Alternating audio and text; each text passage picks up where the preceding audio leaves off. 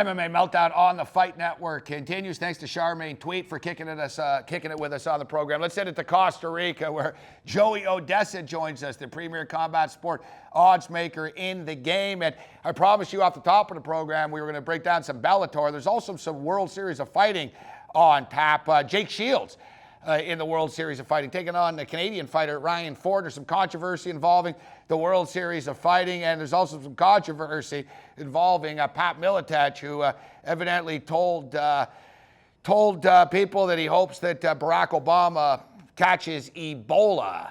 Which, remember Jacob Volkman actually got in trouble because he said he wanted to choke out Barack, basically.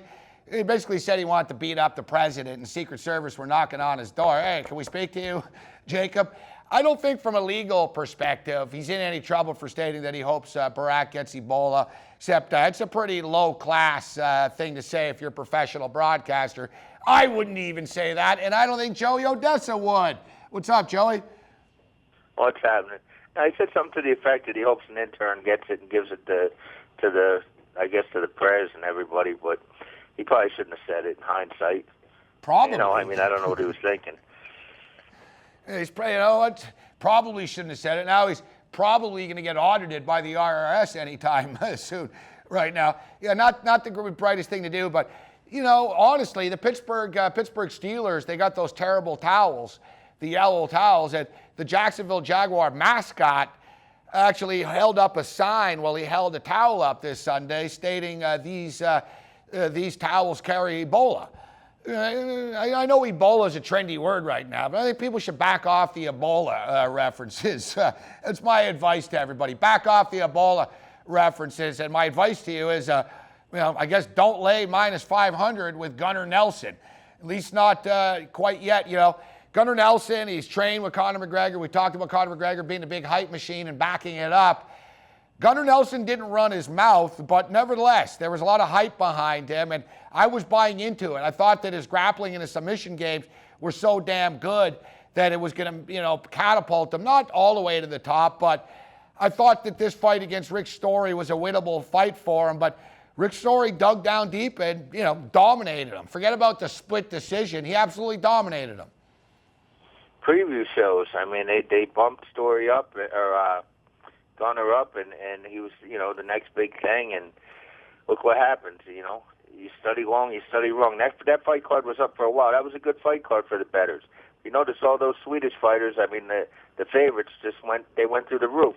We said they might, they're probably the right favorites, but they're all overpriced. Now, if you're a value guy, you cleaned up, or if you're a guy that, watched these fights and made a case for the dogs winning, you cleaned up. Yeah, it's funny, going in, I actually thought that the chalk would get there in Sweden and that the dogs would be barking in Halifax, and it ended up being the other way around. A lot of the Canadian fighters I thought were overvalued. They're underexperienced fighters, with maybe one fight in the company after an Ultimate Fighter show versus Australia, and then they're laying big numbers, but they backed it up to their credit. And speaking of backing it up, Rory McDonald backed it up. A lot of fighters lose, and they say that, it was a wake-up call for them. And I think Rory fighting Robbie Lawler at the time that he did and losing, I really do think it was the right wake-up call for Rory. I think he's found a right combination of not too cautious, but he is attacking right now, and I don't think you can argue that he's next in line for a title shot.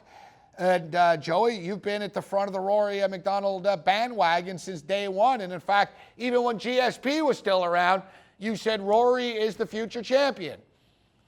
I said he was the best fighter. George St. Pierre wasn't the best fighter in Canada, let alone the United States. And, hindsight, who knows? They didn't fight. George talks about a comeback, but he's had some time off. I don't see any kind of a title picture for George coming up anytime soon. I think the Hendricks probably, I think Hendricks is the champ right now. Hendricks got a good fight coming up, but against Lawler again, I think Hendricks will win it. But I think Rory's right there. He looked good against Tarek. Surprisingly, I thought Tarek was going to chop him down. I really thought that the left leg, the right leg kicks, not to coach Joe, but I thought he was going to break him down a little bit with those leg kicks. But Rory got it done. He was well prepared. And you know what?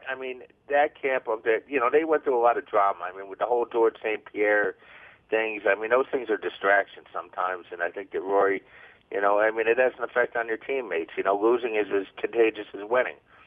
Yeah, you know, you raise a good point, too. There's a lot of distraction. I think now they're sort of starting to get on because you're right. We saw them really struggle suddenly after George left. All their fighters lost. Dana White was pissed off at George St. Pierre, so they gave a lot of TriStar guys sort of bad matchups to try to get them beat. And, you know, that stuff happens.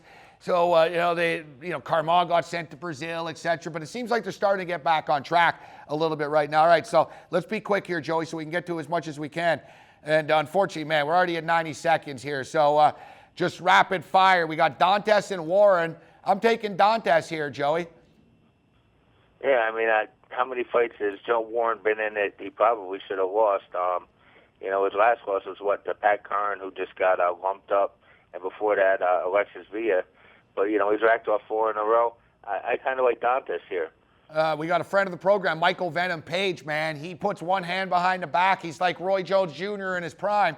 We had him on the show, and he said, yeah, he was a big Roy Jones Jr. fan. Floyd Mayweather brings that attitude to the table, fights in the Sean Burrell.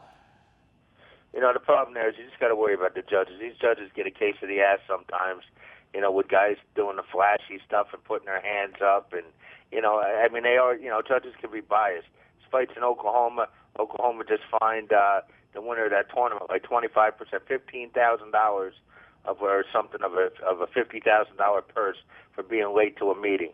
I'm not big on the Oklahoma Commission. Page is from London Shoot Fighters. He should win this fight pretty convincingly against decent-sized favorite. I'd say probably 4-1 favorite, minimum. I'd lay it. Joey Odessa with us. And Joey, literally 10 seconds, Shields and Ford. Who do you like?